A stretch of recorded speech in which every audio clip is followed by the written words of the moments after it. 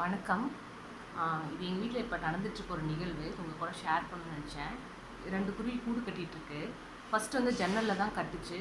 அது காற்றுக்கு விழுந்துருதுன்னு சொல்லிட்டு நாங்கள் தான் அந்த சுரக்கூடுவை வச்சு கட்டி வச்சோம். ஸோ இப்போ அதில் தான் பில்ட் பண்ணிகிட்ருக்கு. இது 4வது டைமாக அது கட்டிகிட்ருக்கு. ஒவ்வொரு டைமும் அது கூடு கட்டி முட்டை வச்சு குஞ்சு பறித்து கூட்டிகிட்டு போகும்போது ரொம்ப ஹாப்பியாக இருக்கும்.